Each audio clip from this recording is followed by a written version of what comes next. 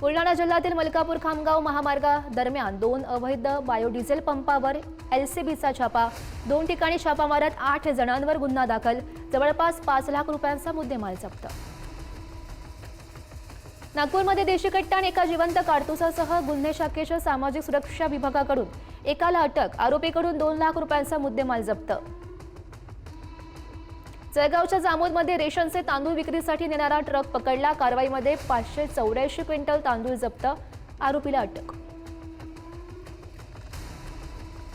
नागपूरमध्ये दरोडा टाकण्याच्या प्रयत्नामध्ये असलेल्या 5 आरोपींना अटक। त्यांच्याकडून 4 चाकू, लोखंडी कुऱ्हाड, कोयता, नायलॉनची दोरी, मिरची पावडर आणि 3 दुचाक्या जप्त।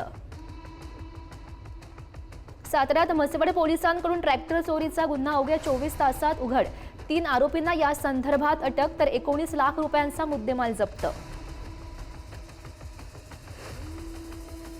अकोल्यामध्ये अट्टल चोरटा गजाड आरोपीकडून तब्बल 2,75,838 रुपयांचा मुद्देमाल जप्त। आरोपीवर गुन्हा दाखल करत पोलिसांकडून आणखी तपास सुरू।